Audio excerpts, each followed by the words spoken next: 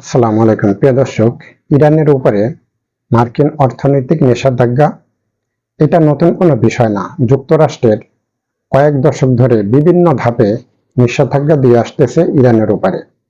প্রথম নিষেধাজ্ঞা দেয় 1979 সালে, তারপরে নিষেধাজ্ঞা দেয় 1987 সালে, তারপরে আবার নিষেধাজ্ঞা দেয় ইরানের উপরে 1995 সালে, তারপরে আবার নিষেধাজ্ঞা দিল 2026 সালে।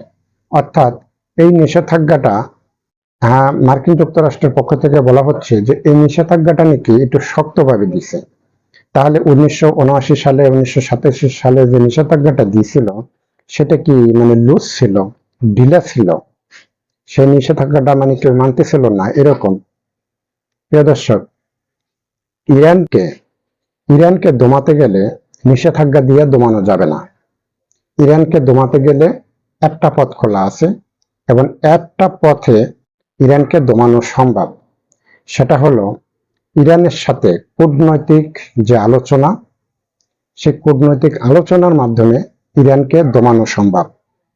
এবং সেই কূটনৈতিক আলোচনার মাধ্যমে ইরান যে শর্ত দিবে সেই শর্ত মেনে নিয়ে এখানেই যদি যুদ্ধ সমাপ্ত হয়ে যায়, তাহলেই ধরে নিতে হবে যে এই যুদ্ধে ইরানও জিতে গেছে, আমেরিকা জিতলেও জিতছে, হারলেও হারছে।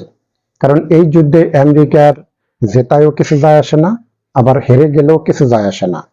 কারণ মার্কিন যুক্তরাষ্ট্র এই যুদ্ধ করতে আইসা তারা কোন পর্যায়ে গেছে বা কোন পর্যায়ে আছে এটা পৃথিবীর সব মানুষ জেনে গেছে বা বুঝে গেছে।